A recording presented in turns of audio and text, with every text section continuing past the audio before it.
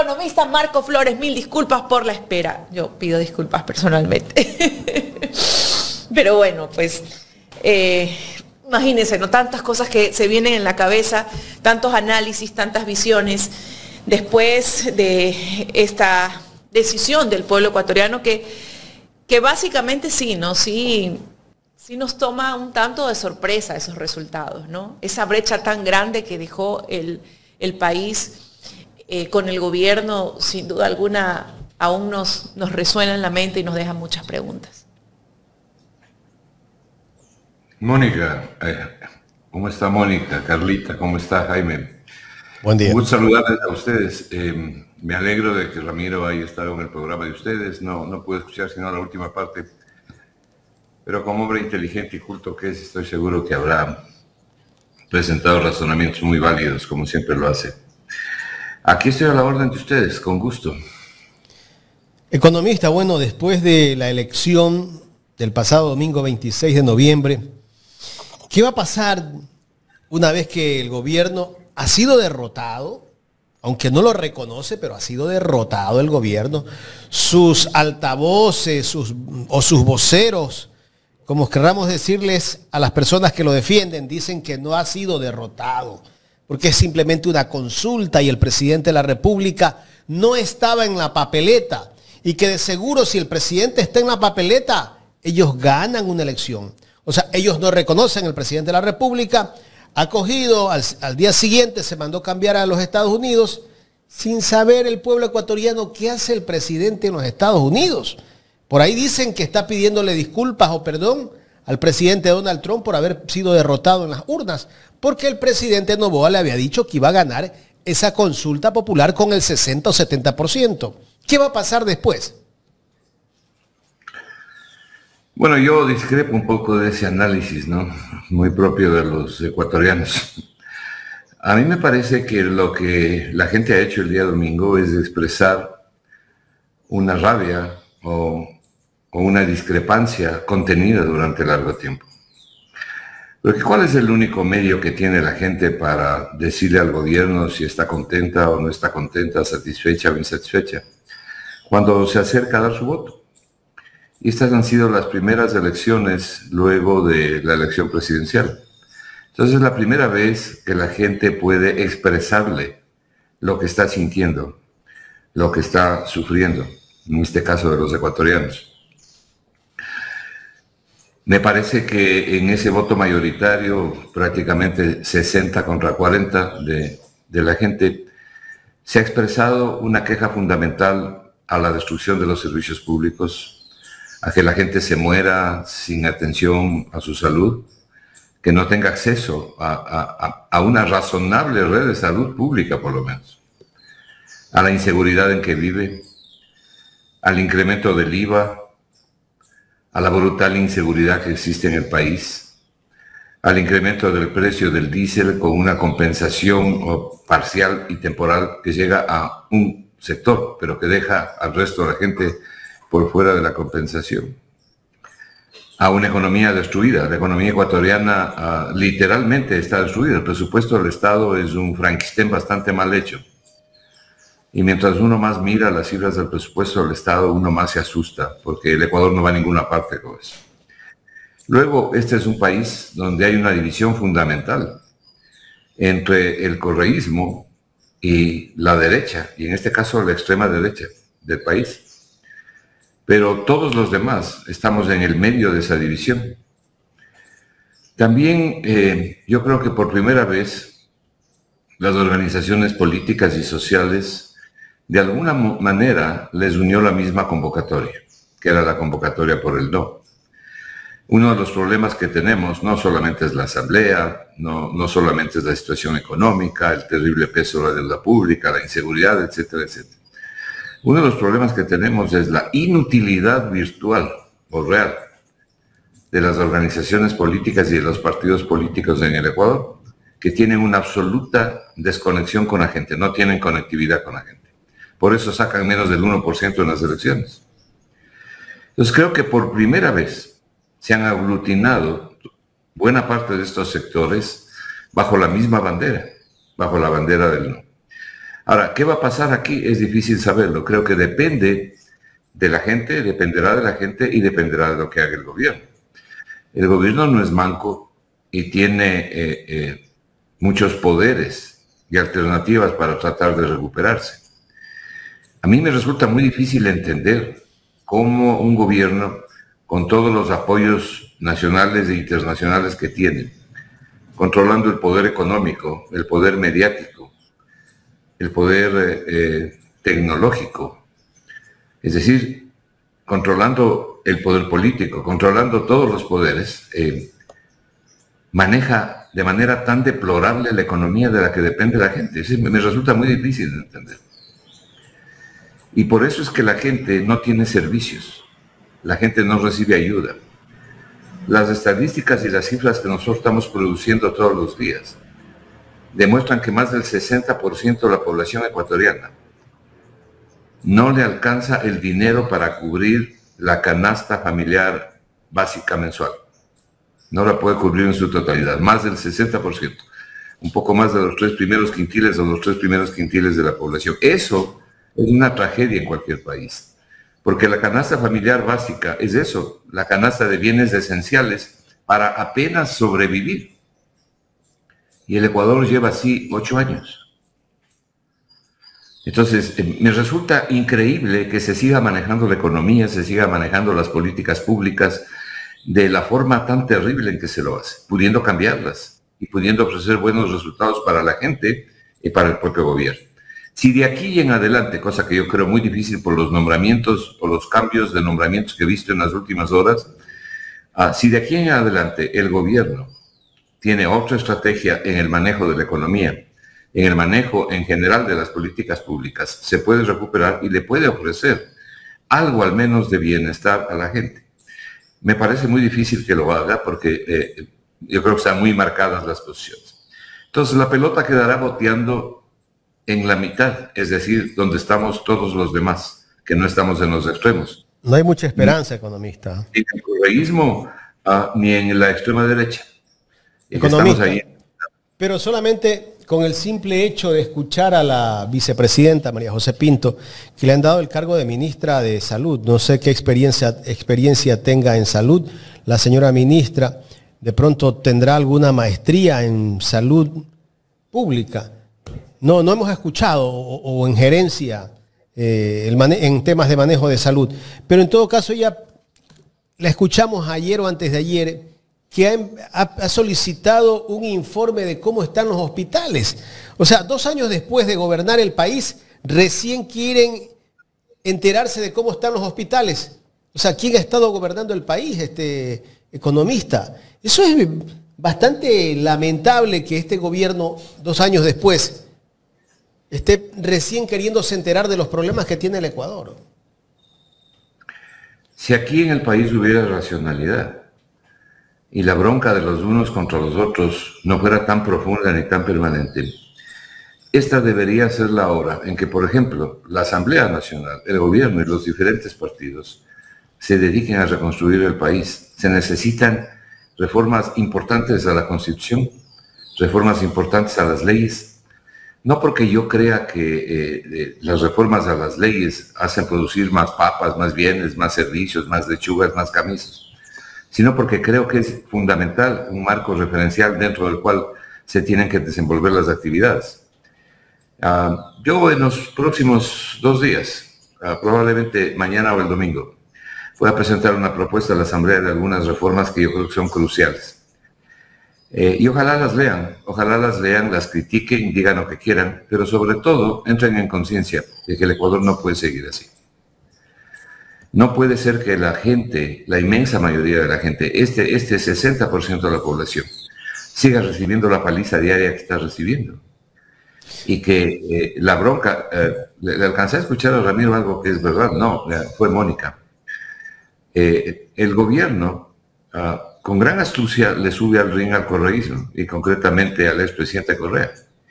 Y entonces es su blanco de ataque. Y no hay día en que no se diga... Claro, no hay día en que no se diga algo contra el correísmo y particularmente contra Rafael Correa. Entonces, me parece deplorable esta actitud, porque todos los demás, toda la inmensa mayoría de la gente, estamos a la expectativa de que las cosas cambien. Por eso es que yo quiero hacer una invocación a la Asamblea Nacional, a los partidos políticos, a que trabajen para el país y dejen la bronca a un lado. El deporte nacional aquí, aparte de la mentira... Que la bronca es un negocio para el anticorreísmo, pues. Bueno, precisamente por eso estamos en la situación en que estamos, porque no hay un solo indicador bueno en el país, no solamente en el sector de la salud, el sector de la educación puede ser más deplorable, el de la infraestructura básica no puede ser más deplorable. Mire, este es un país que desde que se dolarizó, redujo al mínimo de los mínimos posibles la política monetaria, que es una política fundamental para la estabilización económica, para el crecimiento económico. Pero además eliminó la política cambiaria. Entonces, el Ecuador no tiene ni política monetaria ni política cambiaria, literalmente. Lo que tiene, o debería tener, es política fiscal. Y el principal instrumento de la política fiscal para redistribuir los ingresos, para buscar la dirección de un proceso, es decir, para incidir en la dirección de un proceso con crecimiento y empleo adecuado, es el presupuesto del Estado. Pero el presupuesto del Estado es un verdadero desastre, ¿no? Esto no es simplemente una crítica. Doctor, perdón que lo interrumpa hablando del presupuesto del Estado. ¿Cómo va a cubrir los gastos del próximo año este gobierno? Vea. ¿Tiene cómo hacerlo? ¿Tendrá que cambiar, que cambiar la hoja de ruta? Mire, Carlita, el presupuesto del Estado, en la forma en que se lo construye, se lo ha venido construyendo todos estos años. Es la garantía de que no se va a ejecutar. Usted no puede ejecutar un presupuesto de la forma en que está construido el presupuesto. Le voy a señalar unas pocas cifras nada más. Este presupuesto llega a 46.000 millones de dólares. No hay forma de poder cumplir eso. Pero tiene un nivel de desfinanciamiento superior a 16.000.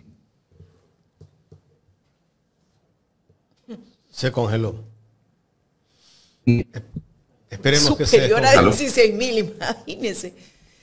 16.000 millones de dólares es el desfinanciamiento, es decir, la deuda interna y externa que se requiere contratar.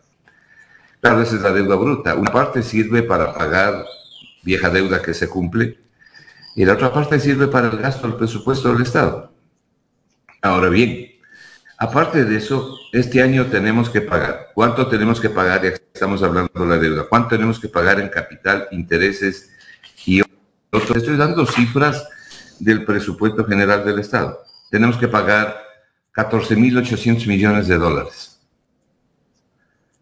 Tenemos que pagar 1.000 millones de dólares mensuales de capital, intereses y otros pasivos. Entonces, la variable de ajuste aquí es la inversión pública. Se destruye la inversión pública. Y cuando se destruye la inversión pública, el Estado está ausente de la gente y la gente tiene todos los problemas que usted está viendo alrededor. Evidentemente, esto tiene que ser cambiado y no se lo ha cambiado por años. Pero así se presenta el presupuesto. Y por si fuera poco, existe en el presupuesto más o menos 5.400 millones de dólares que no existen y que están simplemente en el presupuesto como ingresos no permanentes sobre la base de la concesión de bloques hidrocarburíferos, es decir, de bloques petroleros, a contratos mineros y de la entrega de los oleoductos a privados. Algo que es incierto todavía. Si no se hace eso, y yo veo difícil que eso se haga, no lo veo tan sencillo, no creo que la gente quiera literalmente eso. Una cosa es cerrarse y otra cosa es buscar una economía mixta para que venga la inversión internacional, que es algo que se debe hacer. Pero si no se logra esos recursos de esa o de cualquier otra fuente, entonces el déficit en este año va a subir a 11.000 millones de dólares. Evidentemente el gobierno no va a permitir un déficit de 11.000 millones de dólares y va a liquidar la inversión de todo lo que se mueva, peor de lo que ya estamos. Y al gobierno, en base a eso que usted habla, lo que le va a tocar hacer el gobierno, ¿le tocaría hacer eso en función de cumplir con los lineamientos del Fondo Monetario Internacional? Qué bien que usted toca eso, porque yo creo que está el fanatismo que hay en un sector del gobierno que supera de largo al Fondo Monetario, y el Fondo Monetario de alguna manera está siendo usado como pararrayos. No toda la culpa es del Fondo Monetario. Yo no estoy de acuerdo con las políticas restrictivas del fondo, nunca lo he estado, pero eso es muy diferente a decir que el fondo no sirve para nada. El fondo sirve y mucho para varias cosas. Lo que no sirve es para los acuerdos de consolidación fiscal, que son los que imponen los programas económicos como tiene el Ecuador. Mire, en el año 2019, el Fondo Monetario vino aquí con el primer programa de consolidación fiscal. Han pasado 6 años y no se ha consolidado nada. Que no sea el duplicar la deuda pública, destruir los servicios públicos, contraer brutalmente el crecimiento económico, estancar el nivel de empleo, tener un déficit mundial en el presupuesto del Estado y un desfinanciamiento inconcebible. Si aquí no ha habido ninguna consolidación fiscal y llevamos 5 años con el Fondo Monetario, pero esto viene desde antes del Fondo Monetario. Entonces, el Fondo Monetario exige varias cosas que profundizan la crisis, pero el gobierno empuja todavía mucho más. Entonces, este es un tema del gobierno, de decisiones del gobierno. Ok, entonces significa, doctor, ¿y por qué le hago esta pregunta? ¿No? Porque las decisiones del gobierno han tenido costo político, ¿no? Y también, pues, el tema de la consulta y de que ganó el no tiene que ver mucho con la represión y la opresión en Imbabura y todo esto que se dio por el tema del diésel, ¿no? Se dice que el gobierno va a implementar otras medidas de acuerdo a los lineamientos del Fondo Monetario Internacional. ¿El gobierno puede renegociar el acuerdo con el Fondo Monetario Internacional? Porque, ojo, si sigue tomando este tipo de decisiones, va a profundizar la crisis y va a tener un costo político que puede ser incluso mucho más grande del que vivimos un mes, ¿verdad? O menos. No solo que puede reestructurar o renegociar el acuerdo con el fondo, puede suprimirlo. Entonces, los neoliberales criollos dicen, si no estuviera aquí el Fondo Monetario para salvarnos, dicen ellos, vamos a colapsar por falta de dinero. A ver, hagamos las sumas y las restas. El Fondo Monetario tiene para desembolsarle al Ecuador más o menos 4.000 millones en los próximos 4 años. Ya le ha desembolsado una parte, faltan 4.000 millones. Vamos a decir 1.000 millones por año. Si el Fondo Monetario se despide del Ecuador, usted deja de recibir los 1.000 millones por año. No es la catástrofe si solamente a Chevron tenemos que pagar 3.000 millones. Pero por supuesto que se puede reestructurar ese acuerdo. Y si no se logra, uno tiene que presidir del Fondo Monetario. Y hay que buscar otras fuentes de financiamiento. Entonces, ¿qué le dicen los neoliberales? Mire la mentira mundial neoliberal aquí en el Ecuador. Le dicen, es que entonces los multilaterales no nos van a prestar la plata. Mentira. En las ocasiones en que el gobierno o el Ecuador ha declarado incluso el pago unilateral de la deuda, la cesación de pagos, los multilaterales le siguieron prestando dinero, porque la cesación de pagos fue con los mercados privados, no con ellos. Entonces, no se asocia lo uno con lo otro. Es mentira, es mentira. Ahora, yo considero que una cesación de pagos, y discrepo de algunos colegas míos, sería muy perjudicial para el Ecuador, y que no debe entrar en una cesación de pagos. Lo máximo que puede hacer el Ecuador es pedirle plata al Fondo Monetario, al BID, a la CAF, al Banco Mundial para pagarles a ellos mismos. Es decir, una forma de diferir el pago de la deuda. Y en el caso de los tenedores privados que tienen un poco más de 14.000 millones de deuda ecuatoriana, me parece difícil, aunque no imposible, buscar una nueva reestructuración, pero esta vez sí bien hecha, ¿no?, de pagos para esta gente. Eso no es tan sencillo, pero tampoco es imposible. Y más no puede hacer por el lado de la deuda. Donde debe hacer y tiene que hacer es por el lado del crecimiento de la economía. Y aquí se presentan cifras infladas, que esa es una de las cosas que deben dejar de hacer las autoridades económicas. Se presentan cifras infladas de ventas, por ejemplo. Se le dice a la gente es un éxito las ventas que estamos teniendo y lo que han subido son los precios, no necesariamente la cantidad. Estamos batiendo el récord de exportaciones. Y sí han subido las exportaciones, pero sobre todo han subido los precios.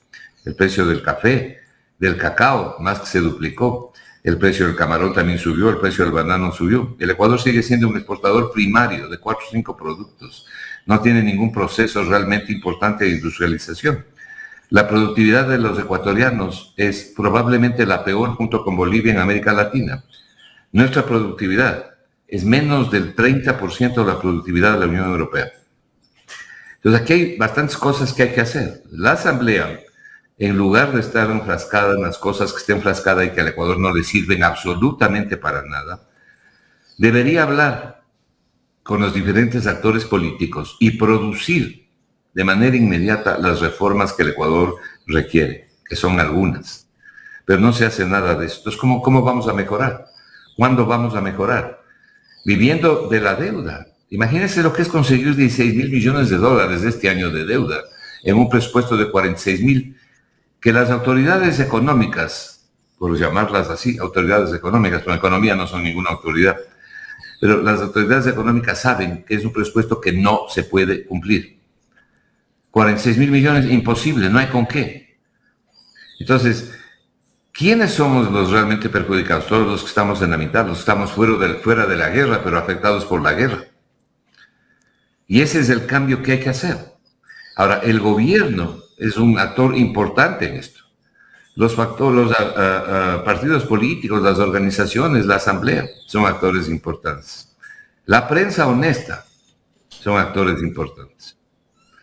Entonces, hay que hacerle entender a todos estos actores que hay necesidad de cambios importantes, que hay que producir cambios importantes para que la gente pueda mejorar, para que tenga por lo menos la oportunidad al menos de poder progresar. Pues no podemos seguir así, llevamos 8 años de esta paliza. Pero ¿cómo exigir este cambio, no? Desde, por ejemplo, la asamblea. Bueno, lo que acaba de hacer la gente el día domingo es una forma de exigir el cambio. Porque yo creo que en este momento la popularidad, yo siempre pensé que el gobierno, y concretamente el presidente de la República, tenía una popularidad alrededor del 50%. Y discutía con mis amigos y me decían algunos, no, menos. Bueno, yo siempre he creído que ha estado alrededor del 50%. Y creo que hay una serie de razones para eso. Hoy no estoy tan seguro que tenga ese 50% y seguramente el gobierno estará pensando ¿y cómo vamos a enfrentar la próxima elección? Porque quieren quedarse 4 años más. Vea, por ejemplo, una de las reformas constitucionales que hay que hacer es impedir la reelección inmediata. Este no es un país donde usted puede tener reelección inmediata, porque se usa el presupuesto del Estado para hacer campaña. Este es un país donde tienen que haber mayores y mejores exigencias para que no tengamos el deplorable espectáculo de la Asamblea Nacional.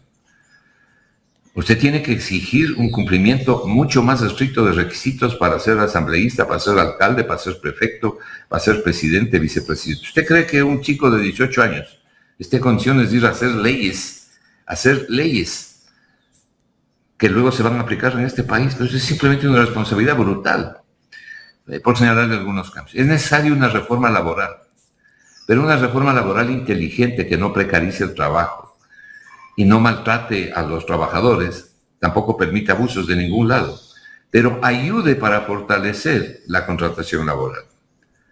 Hay cambios importantes que hacer, pero para eso usted tiene no que simplemente disponer desde arriba, sino sentarse gobierno, trabajadores y empleados.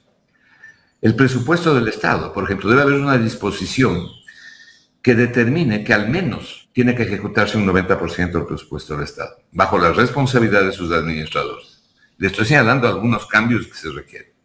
Y por cierto, le decía que voy a presentar algo sobre esto. Hay que establecer el máximo de endeudamiento al que puede llegar el Ecuador cada año, el endeudamiento neto del sector público no financiero. Para eso, yo al menos he diseñado una fórmula, un modelo para poder llegar a eso. Porque no podemos seguirnos endeudando al infinito. ¿Sabe una cosa, Carlita? La estadística fiscal dice que al mes de agosto, que es la última publicación, debemos 88.400 millones. Algo pasó, parece que se nos congeló la señal del economista Marco Flores. Vamos a tratar de restablecerla. No sé si me indica, ahí está. Se ha cortado varias veces, pero mi internet funciona bien. Le decía que en agosto, la cifra de agosto me iba a dar.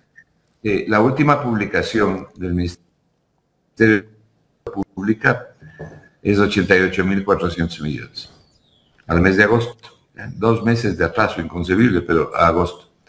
Pero ahí falta incluir la mitad de la deuda con el IES, que no está incluido. Es decir, ahí hay que incluir 14.000 millones de dólares más.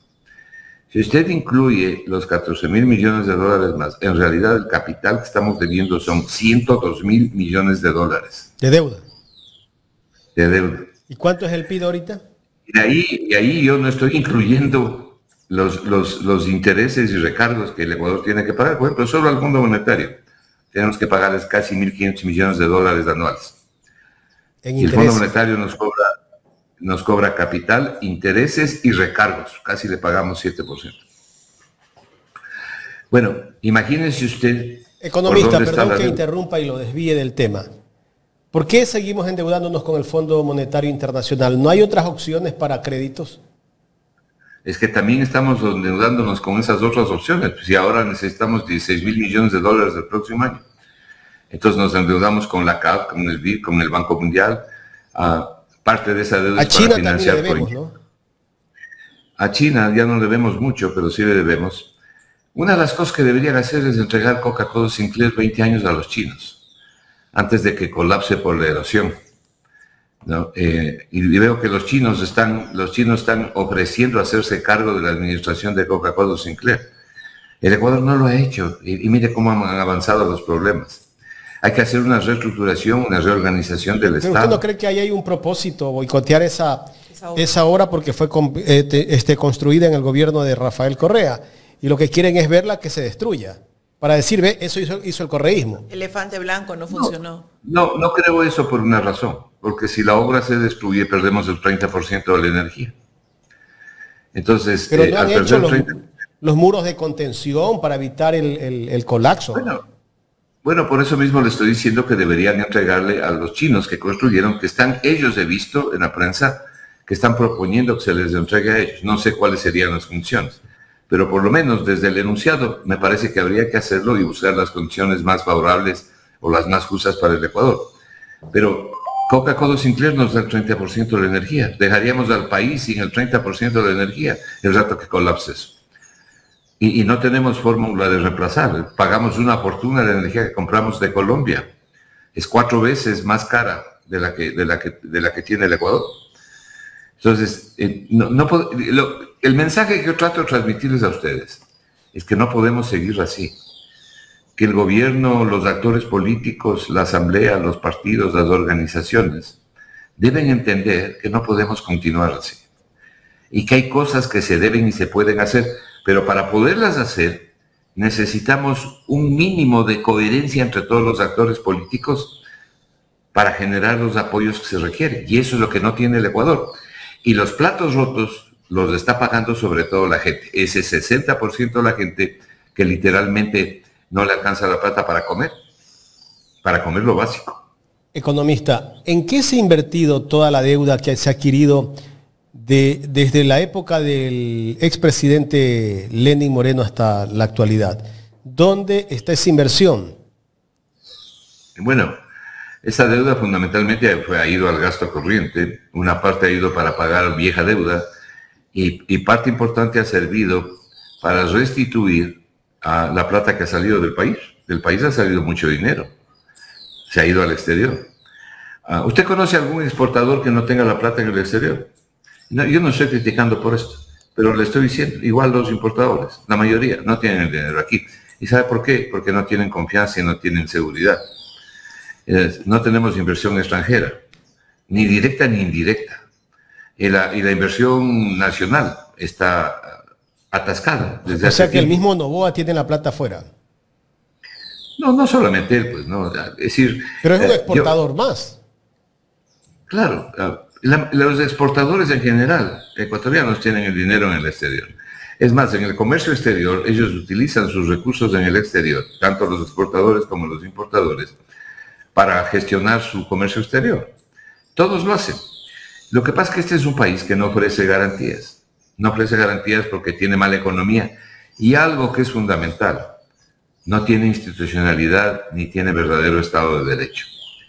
Si no hay una compenetración, no hay una coherencia entre gobierno, asamblea, actores políticos y la gente, no vamos a reconstruir la institucionalidad ni el Estado de Derecho, más bien dicho, no vamos a construir lo que nunca hemos tenido. Pero es crucial que tengamos instituciones sólidas. Lo que ha pasado en el Ecuador desde hace algunos años atrás es una muestra de la falta de institucionalidad y de Estado de Derecho. Y no puede ser más deplorable la situación institucional y del Estado de Derecho en el Ecuador. Y esto lo sabemos todos, particularmente los abogados están diariamente trabajando en esa zona. ¿Y qué le puedo decir de la economía? Es otro desastre. Entonces, ¿dónde están las buenas cosas del Ecuador? Están sin arreglarse porque el Ecuador es un país que tiene importantes recursos. Al Ecuador no le faltan recursos. Lo que falta es que no los puede utilizar y vive destruyendo la naturaleza. Y tenemos ahora este gravísimo problema de la inseguridad. Y a propósito, vea, usted recordará, hace un año más o menos estuvimos hablando de esto con ustedes. El Ecuador, ¿qué es lo que debe hacer? El Ecuador es la mitad del problema, porque de aquí sale la droga. El Ecuador se ha convertido en el corredor de la droga que viene de Perú y que viene de Colombia fundamentalmente. Y no sé de dónde más vendrá, pero fundamentalmente de ahí. Y es el corredor de exportación. Entonces, el Ecuador es el 50% del problema. Pero ¿cuál es el otro 50%? Los consumidores. Porque el Ecuador ningún país exportaría si no hubiera una demanda creciente. ¿Y cuáles son esos principales consumidores? Estados Unidos, España, algunos países europeos. Entonces, la propuesta nuestra siempre fue una convocatoria al otro 50% del problema, que son ellos, los consumidores, para que nos ayuden con dinero, con tecnología, con equipo militar, con inteligencia, incluso con fuerzas especiales en determinado momento, exclusivamente para que lo que tiene que ver con el tema del narcotráfico y del narcolavado en el Ecuador. Porque ellos también son parte del problema. Y nosotros estamos aquí peleando con un monstruo gigantesco. Y las consecuencias están a la vista, ¿no? Los asesinatos, las extorsiones y todas las desgracias que pasan aquí. La pregunta nuevamente es, Carlita y Jaime, ¿podemos seguir así? ¿Debemos seguir así? ¿Hasta cuándo? ¿Hasta que el Ecuador realmente colapse? Teniendo la oportunidad de realizar, si actuamos racionalmente, si actuamos con algo de inteligencia y sobre todo si actuamos cortando un poco el egoísmo y las malas costumbres que hay, si actuamos con esa inteligencia y con algo de generosidad, podemos ponernos de acuerdo por lo menos en temas básicos para mejorar la situación actual de la inmensa mayoría de la gente.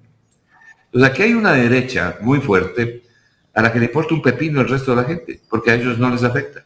Es evidente. Son las personas más ricas de este país. Y seguramente habrán algunos que si les duela la situación de los otros. Economista. Pero en términos generales les importa un pepino.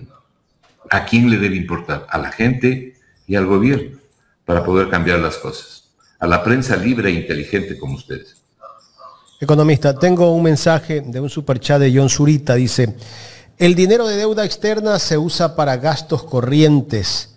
¿Dónde está el dinero por recaudación de impuestos? Es una gran pregunta. Sí. Bueno, es que el presupuesto del Estado tiene ingresos tributarios, ¿verdad? Pero también tiene ingresos que vienen vía de la deuda, ¿no? O sea, ahí tenemos los ingresos tributarios, los ingresos petroleros. Lo que se recauda aquí va al presupuesto del Estado. ¿Y cuánto se recauda en total entre los ingresos petroleros, impuestos?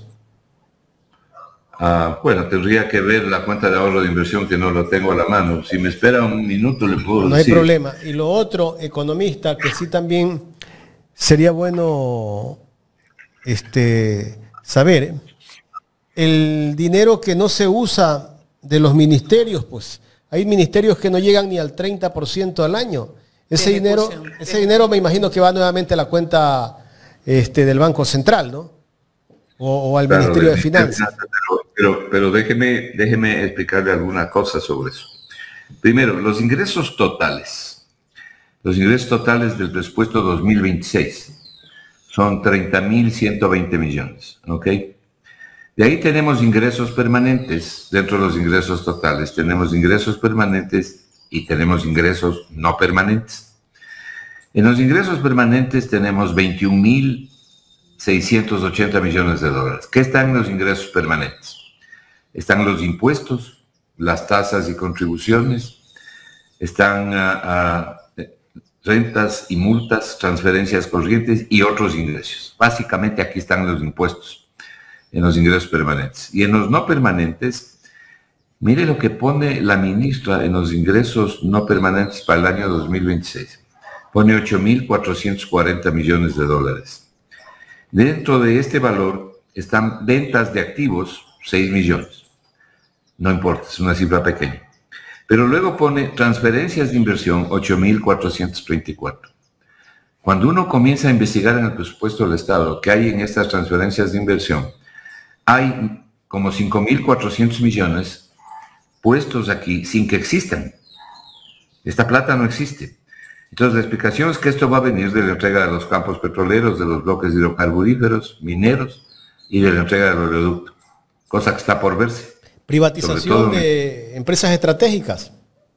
Sobre todo en el tema petrolero. Bueno, ellos saben que nomás han puesto aquí, pero lo que mencionan en el presupuesto son los bloques hidrocarburíficos y mineros, dice. Entonces, todo esto conforma los ingresos totales. Pero los gastos totales del presupuesto del próximo año son 35.500.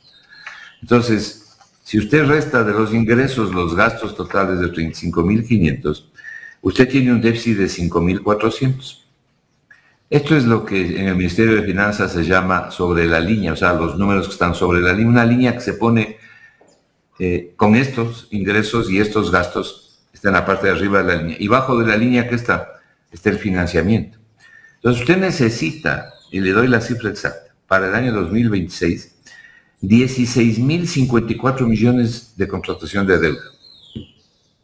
Oiga la cifra, 16.054 millones de contratación de deuda.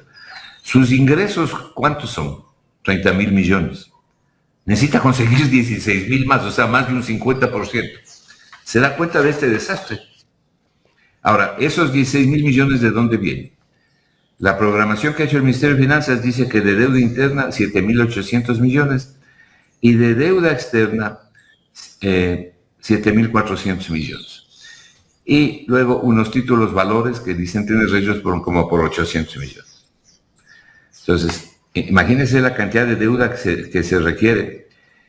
¿Y cuánto va a pagar usted de capital, intereses y otros pasivos de este año?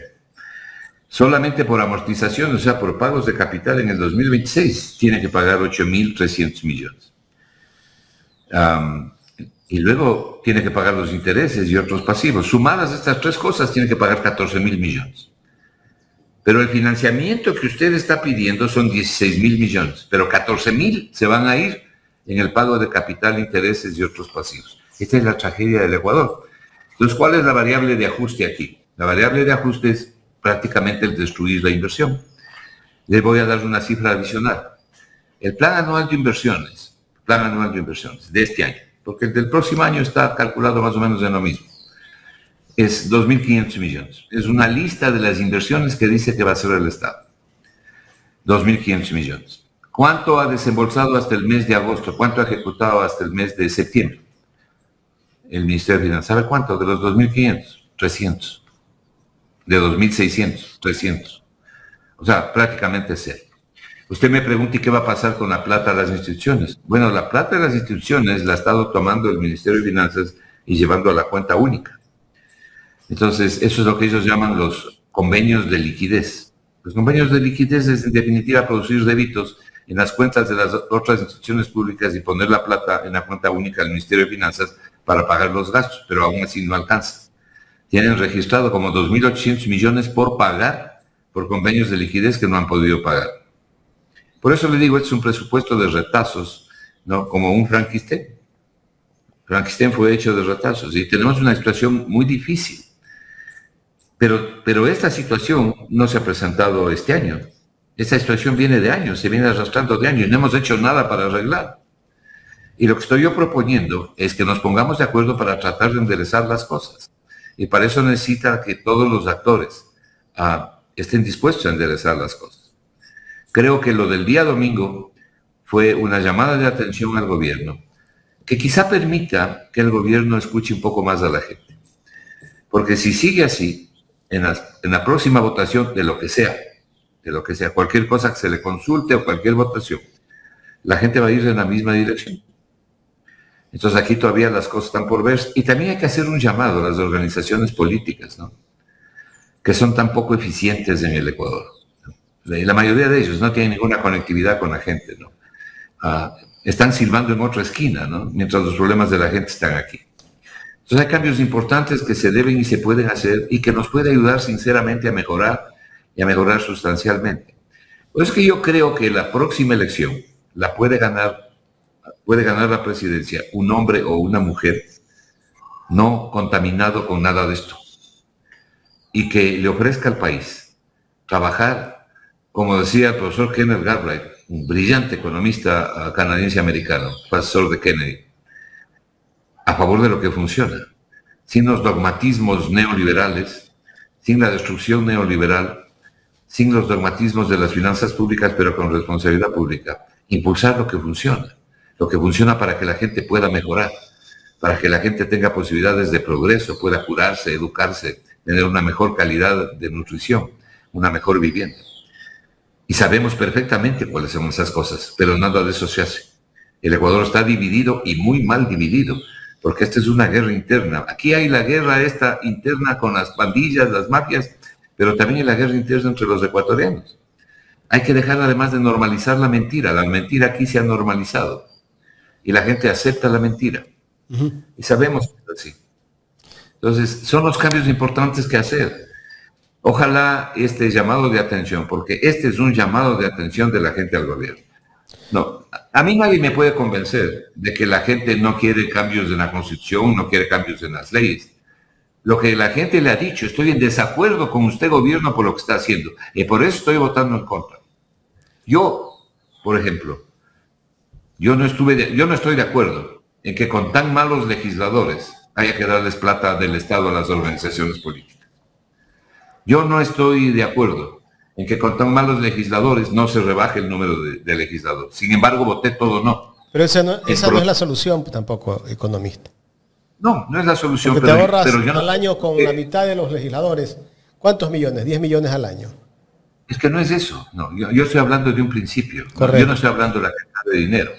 Lo que estoy diciendo, ¿cuál es la autoridad moral que tiene la Asamblea para decir no me bajen el número de legisladores? Pues, ¿alguien está contento aquí con lo que pasa en la Asamblea? Pero también perjudicas a las provincias pequeñas.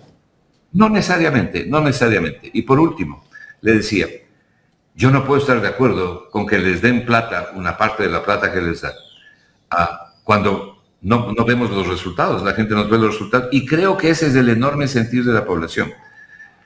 Reducir el número de legisladores y reducir la plata. Pero ¿qué resultado va a haber en esta Asamblea? Si tenemos a un gobierno que se dedica, perdón que le interrumpa, tenemos a un gobierno que se dedica a comprar asambleístas.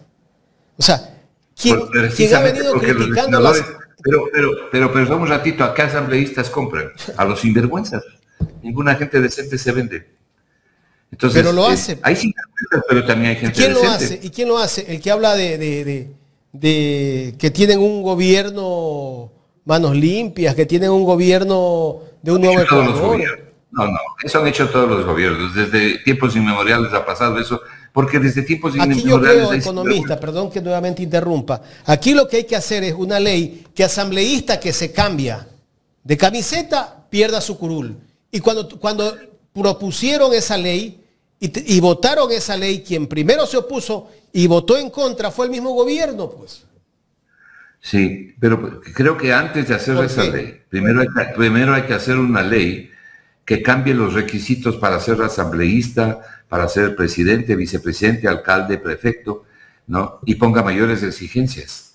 Es decir, hay que tener mayores y mejores cumplimientos, como cuando uno ingresa a una buena universidad. No puede simplemente recibir a todo el mundo en la asamblea porque ya cumplió 18 años. No, pues no me venga a decir eso. Pero tal vez no se comprendió exactamente lo que le estoy diciendo respecto del presupuesto y del número de asambleístas.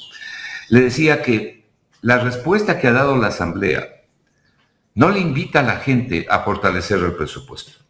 Si tuviéramos una buena asamblea, yo estaría de acuerdo en que hasta les dupliquen el dinero.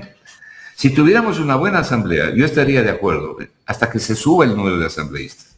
Pero teniendo lo que tenemos, no tengo por qué estar de acuerdo con eso. Sin embargo, como una llamada de atención al gobierno, yo voté todo no, a pesar de lo que le estoy diciendo.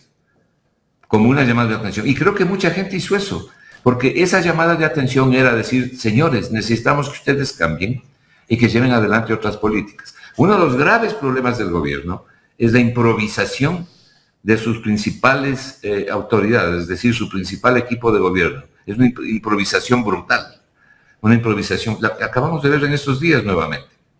Una falta de conocimiento, una falta de experiencia, que quien paga las consecuencias es el país. Pero entonces hay doctor, cambios importantes que hacer. Yo estoy segura que el pueblo ecuatoriano rechaza a la Asamblea porque, bueno, pues se han encargado desde los mismos grupos de desprestigiar la Asamblea, de volver un circo la Asamblea. La verdad es que hasta da vergüenza decir en este país que eres asambleísta muchas veces en el circo y en el círculo que se vive. Pero bueno, no nos pueden quitar la representación tampoco. Y sí considero, desde mi punto de vista muy personal, que hay que fortalecer la representación, los perfiles y los cuadros desde la normativa, ¿no? Para que quienes representen a esa, no perder la representatividad, sino fortalecer esos perfiles para que sea gente formada con valores, con conocimiento, ¿no? Con perfiles técnicos de diferentes áreas y no perder esa representación, pero no solamente puedo girar el rumbo del país en torno a la Asamblea, porque el gobierno tiene la responsabilidad y ha demostrado que cuando tiene voluntad política no necesita a la Asamblea. Esta Asamblea, primero déjeme hacerle una pregunta, Carlita. ¿Por qué en todas las encuestas la gente quería reducir el número de asambleístas? ¿Y por qué en todas las encuestas la gente quería que no les den plata del Estado? Porque en todas las encuestas. Primero porque no se sienten representados por las asambleístas y porque realmente consideran que es un despilfarro regalarle el dinero a gente que no te representa, que va a ser un show. Exactamente. Entonces, lo que yo estoy diciendo es, este tipo de representación no invita a nada bueno, no invita a nada bueno. Sin embargo, al igual que lo hice yo, la mayoría de la gente, el 60%, votó todo no, como un rechazo a las políticas del gobierno. Pero no porque esté de acuerdo con la Asamblea, no porque esté de acuerdo en que les den la plata a estas personas que están ahí. Y no me haga citar varios nombres, pero hay algunas cosas que algunas personas que deberían estar en un calabozo y no hay. Entonces, esto es lo que necesitamos cambiar. No tienen responsabilidad los partidos políticos, porque no es solamente el gobierno y los sinvergüenzas que se venden. Los partidos políticos ponen al perro y al gato de candidatos. ¿Qué escogitamiento han hecho? Pero eso se puede hacer a través de alguna reforma economista, esos cambios. Eso es lo que estoy planteando, es justamente lo que estoy diciendo. Hay que hacer las reformas necesarias para que eso, por lo menos, no ocurra en la forma en que está ocurriendo. Nadie está contento con esto. Nadie está contento con esto. Porque nadie tampoco está contento con el presidente de la República. Esta medición del fin de semana anterior lo demuestra. Bueno, yo creo que el 60% no está contento con el presidente de la República. Él tiene un 40% fijo ahí, que es lo que han venido teniendo los gobiernos en los últimos 8 años. Pero el asunto de fondo, ¿cuál es? Que la gente hizo abstracción de las diferencias respecto de la Asamblea mirada en su conjunto, porque personalmente hay gente valiosa y muy respetada, ¿no? Pero la Asamblea mirada en su conjunto. Hizo abstracción de eso para ir a lo principal. Y lo principal fue decirle al gobierno, no estoy de acuerdo con la forma en que usted está manejando el país.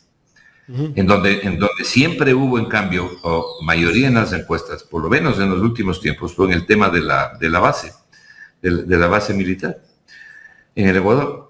Entonces, la gente creo que levantó una bandera que el gobierno debe saber leer los códigos bien. Lo que le dijo la gente, ojalá el gobierno lea bien los códigos y quiera realmente introducir los cambios, que no solo que debe introducir, sino que puede, porque sí los puede hacer. Por ejemplo, un cambio importante es que ponga gente preparada en las diferentes instituciones públicas. Usted mencionaba, y con el respeto que se merece esta dama, además es hija de un amigo mío, la señora Pinto. ¿Qué sabe la señora Pinto de salud? Nada. Lo mismo que yo no sé nada para manejar la salud. A mí me parece que le han metido en camisa de 11 varas, ¿no? Y ella ha tenido que aceptar.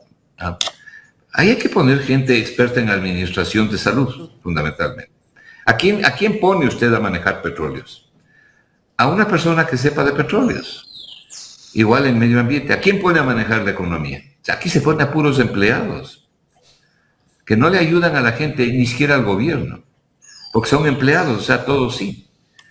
Pero tiene que poner gente del mayor nivel posible. Y lo mismo debe ocurrir en la Asamblea. Mire la calidad también de alcaldes y prefectos que hay. No todos son buenos y tampoco todos son malos. Pero mire las disputas que hay entre ellos. ¿No? Verdaderamente lamentable, verdaderamente lamentable. Entonces necesitamos mejorar radicalmente la eficiencia de la gestión en todas estas áreas. Y eso se mejora con el nivel. Eso se mejora con el nivel, claro, con el perfil, claro, porque si no, no vamos a manejar o a poder mejorar ninguno de estos aspectos. Y ahí sí yo concuerdo con usted, doctor, pero no es lo que tenemos. Son otro tipo de actores los que tenemos en este momento. Entonces, por eso es que la gente debe exigir esos cambios, porque no es lo que tenemos y estamos pagando las consecuencias de no tenerlo. Aquí, por ejemplo, la experiencia se ha botado a la basura. Entonces, si van a botar a la basura, debe ser porque tienen unas estrellas en el manejo del gobierno, y lo que tienen es un desastre en el gobierno. Entonces no tienen ninguna estrellas, ¿no? Y cada día esto está más patas arriba, en donde usted vea, por donde usted busque. Porque tener un presupuesto en las circunstancias que presenta ese presupuesto es literalmente no tener presupuestos, no poder ayudarle a la gente. Las estadísticas propias, hechas con las propias cifras oficiales, demuestran el estado en que se encuentra la gente en el Ecuador. Carlita, 60% de la población, 18.3 millones de ecuatorianos en el año 2000, cerrado el año 2018. 60% de esta gente no alcanza a pagar la canasta familiar básica, que son 75 bienes y servicios esenciales. Es decir, aquellos bienes que le permiten sobrevivir. Sobrevivir. ¿Quién dice eso? El INEC, que es el que establece la canasta básica familiar. ¿Cómo puede ser esto posible en un país que tiene los recursos que tiene el Ecuador? Aprovechando que topó el tema de la canasta básica, doctor, tengo una consulta. Si el gobierno elimina el subsidio al gas, ¿no? ¿Cuál sería la implicación que tendría directa en la economía del país? Grave, porque el subsidio al gas es un símbolo de la pobreza de este país. Los hogares ecuatorianos, los hogares pobres, los pobres críticos y los hogares de clase media, incluso de clase media, para no hablar de clase media alta, utilizan el gas para calentar el agua en las zonas frías y para preparar los alimentos. Pero yo creo que esto hay que verlo más bien desde el punto de vista moral. Déjeme que le señale una cosa, para que usted vea cómo este país está patas arriba pudiendo enderezar. El gasto tributario, este último que acaba de publicar el SRI, llega a 7,000 y pico de millones de dólares anuales. ¿Qué quiere decir eso? Que los perdones de impuestos, las exenciones, los incentivos tributarios son 7,000 millones de dólares. Ahí hay una parte de estos perdones y exenciones que no tienen razón de ser.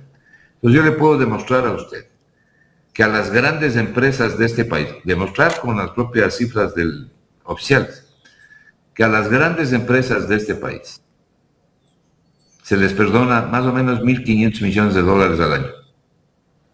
Innecesariamente. Ellos tenían que dar una respuesta en el incremento de la inversión y del empleo. Y no han incrementado ni la inversión ni del empleo. ¿Por qué mantiene usted 1.500 millones de dólares? ¿Por qué deja de cobrar si es plata de la gente? Entonces, ¿por qué le digo esto? ¿Con qué autoridad moral usted va a quitarle el subsidio al gas que fluctúa entre 500 y 700 millones de dólares? ¿Pero qué es esto? ¿La ley del embudo? Así ha funcionado.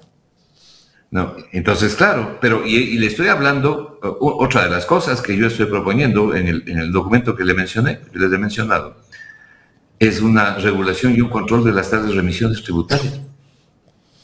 Porque aquí las remisiones tributarias se han convertido en una alcahuetería para cada cierto tiempo no pagar los impuestos y que paguen los otros, pero un sector que no paga.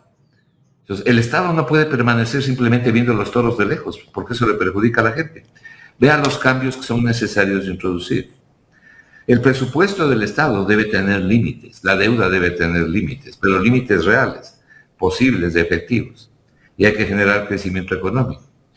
Hay que establecer, por ejemplo, la obligación de ejecutar el presupuesto del Estado, le decía hace un momento, por lo menos en un 90%. ¿Dónde hay una regla que diga eso? en ninguna parte. Son reformas que se requieren hacer.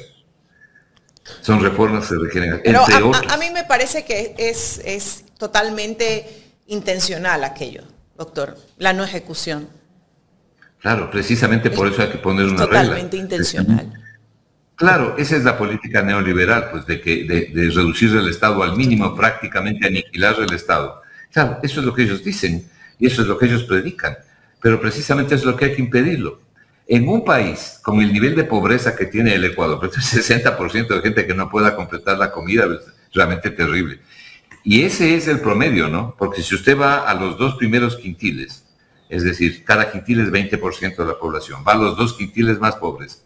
Esa gente, por ejemplo, en el primer quintil, solamente puede cubrir entre un 20 y 25% de la canasta básica familiar. El otro 75% no lo puede cubrir. Es decir, es terrible la situación. Esa gente come una vez al día. Claro, pero además la calidad de la comida es deplorable. Y la pobreza no es solamente la comida. La pobreza es no poderse educar, no poderse curar. Y cuando usted no se puede educar y permanece en la ignorancia, entonces este es un mecanismo de dominar a las personas por su pobreza y por su ignorancia. Ignorancia en el sentido de ignorar, de no tener conocimiento. Correcto. Entonces son sometidas. Y son los que nacen y mueren pobres. Y siguen viviendo y muriendo de generación en generación. Y esas son las personas que caen en este tema de las bandas, de la delincuencia organizada, porque tal vez ven... Una parte de ellos, los otros se mueren de hambre. Como la por ejemplo, opción para salir en algo de donde están, en la crisis económica que viven, ¿no? Claro, pero la pobreza en la sierra, por ejemplo, la pobreza de los campesinos, la pobreza en la sierra de los campesinos, ahí no hay bandas, están en la miseria. Están en la miseria. ¿Quién se acuerda de ellos? Nadie. Nadie. Entonces, usted no puede tener un país con este tipo de estructura. Frente a eso tiene un quintil, que es el quintil más rico, que puede cubrir casi 3 veces la canasta familiar básica en promedio. Entonces ahí están los que ganan mucho, los que ganan medianamente y los que ganan menos. Esos pueden cubrir 3 canastas básicas al mes. Economista, Entonces, finalmente. una muestra brutal de la desigualdad en el Ecuador. Finalmente, economista, ¿qué va a pasar si el próximo año el presidente tiene que cumplir con el alza del precio del gas? Que se habla que esto está en la carta de intención con el Fondo Monetario Internacional. También se habla de revisar las planillas de energía eléctrica. ¿Qué va a pasar? Tal vez va a haber otra explosión social en el país como ahora en el mes de octubre, y tal vez esta vez sea más fuerte, no solamente sea en 2 o 3 provincias, sino en todo el Ecuador. Le voy a contestar en parte con una pregunta. Si ponemos en números redondos el cilindro de gas a $2, ¿no? El cilindro de 15 kilos a $2, números redondos.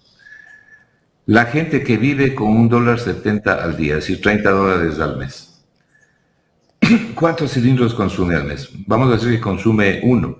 ¿Usted le quiere poner a $10, $12, $15? ¿A cuánto le quiere poner? ¿Qué va a hacer esa gente? Sacar la plata de la comida. ¿De dónde más va a sacar si no tiene ahorros? Más pobreza. Entonces va a comer peor de lo que está comiendo. Es decir, se van a profundizar su grado de miseria. Y lo mismo los que ganan $3 al día, que son 5 millones de ecuatorianos.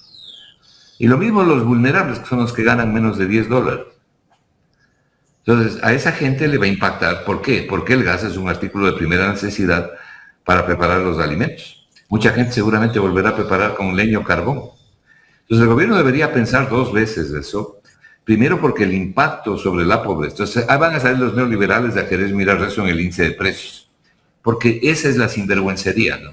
No, ya están diciendo, para justificar, están diciendo que hay desvío del gas que se va por la frontera y que utilizan para otras actividades el gas, tráfico de combustible.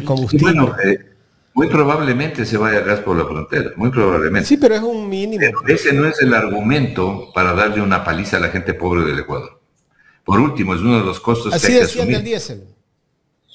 Claro, no, así decían del diésel, pero en el tema del gas es mucho más grave, porque se trata de preparar la comida. La gente usa para preparar la comida, ¿no? Entonces, si es que se elimina el subsidio al gas, el impacto sería muy grande. Ahora, si se corta... ¿Se atreverá el gobierno economista a hacerlo? Yo espero que no lo haga, ¿no? Yo espero que no lo haga. Porque, mire, los neoliberales, ¿qué es lo que le dicen enseguida? Van al índice de precios para mentirle a la gente. Y dicen, no se mueve el índice de precios. ¿Cómo se va a mover el índice de precios si lo que cae es la demanda? Pues al contrario, se contrae. Usted tiene que mirar en el consumo de la gente.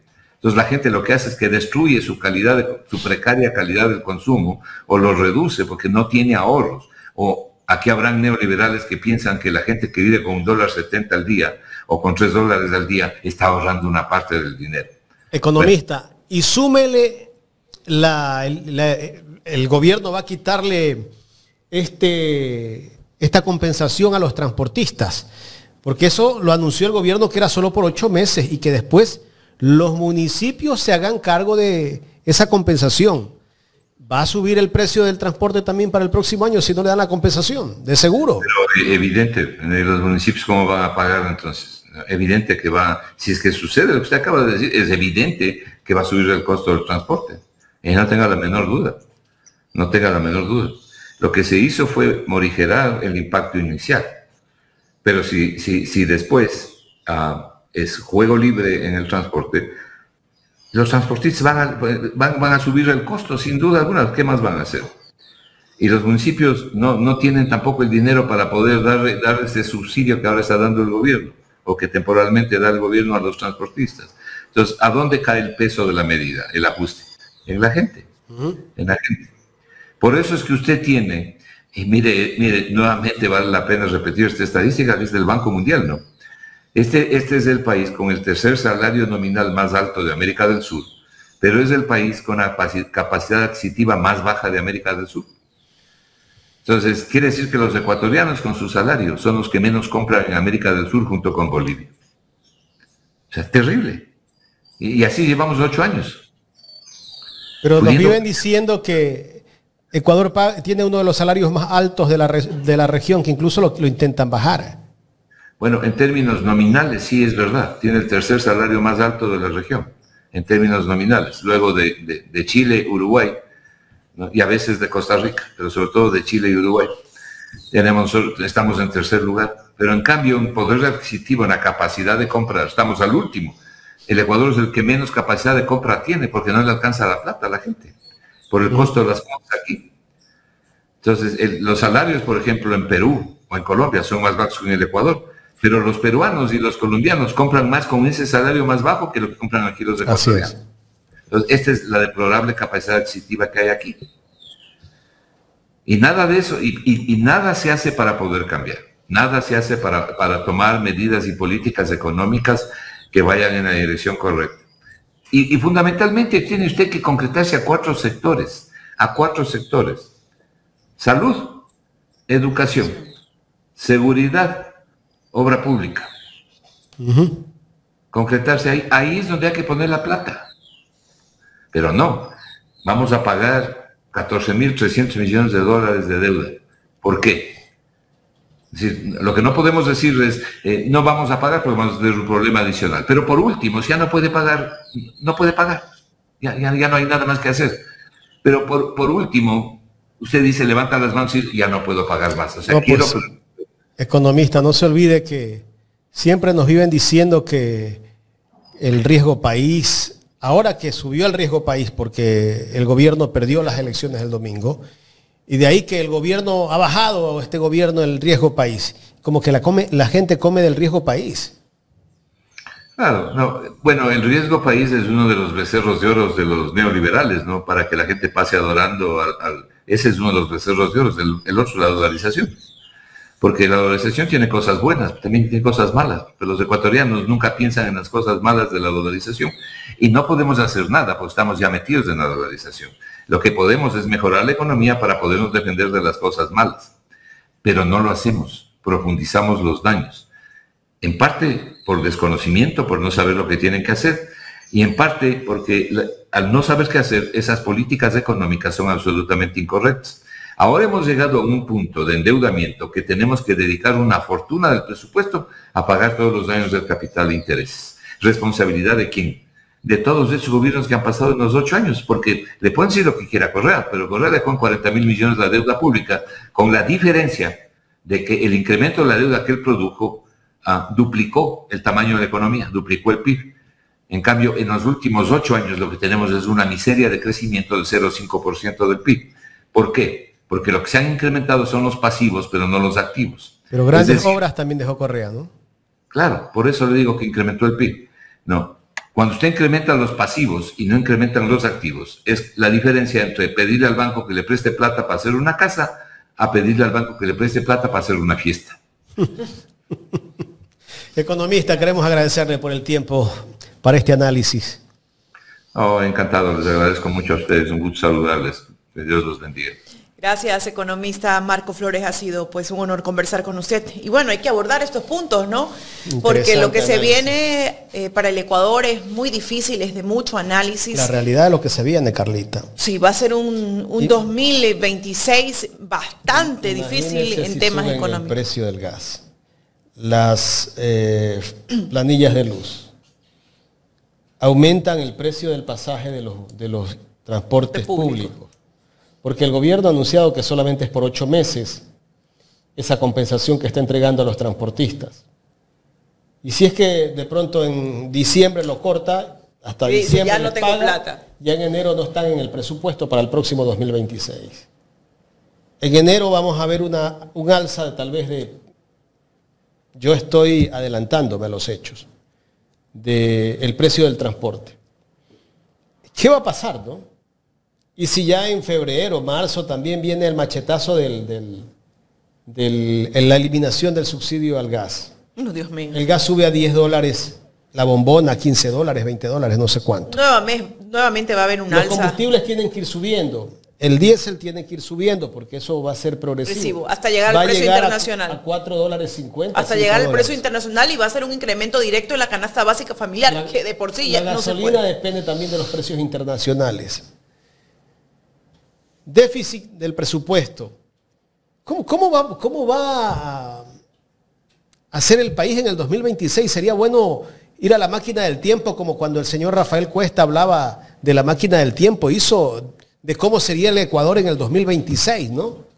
Sería bueno que el señor Cuesta, que se inspire en eso, y que es empleado del gobierno, que nuevamente haga un reportaje con la IEP